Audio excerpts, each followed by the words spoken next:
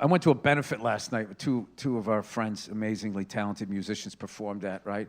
And it was the American Heart Association, and they were raising awareness. And you know what it was called? It was called the Heart and Stroke Ball. That's what they called it. And somehow nobody saw it.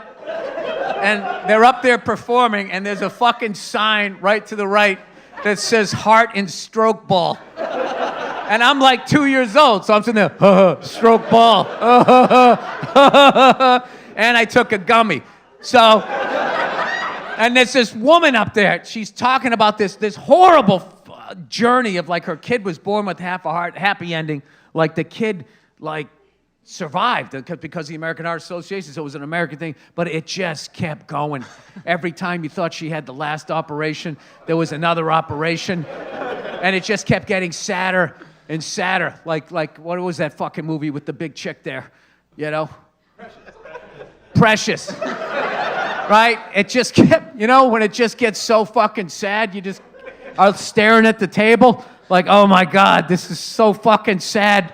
I can't believe I bitch about standing in line for the Mario ride. I'm such a piece of shit. And the gummy was kicking in, and as sad as it was and as much empathy that I had, I kept looking up and it said Heart and Stroke Ball, and then I would start laughing. And I was just like, and my wife looked at me and she's going, don't you fucking dare. And you know that deal when somebody tells you not to laugh, then it just becomes like, like. It was one of the saddest stories I ever heard in my life. And it was like, she was like 18 minutes into this sad story, and then she goes, and that wasn't even the bad part. And I almost spit take. Well, I was just like, I was waiting. And then a tree landed on her house. Yeah. That's why I don't believe in God. That he would do that to somebody. They just wanted to have a kid. Why would you do that to somebody? They're like, God loves you. It's like, does he? What, because he didn't do that to me?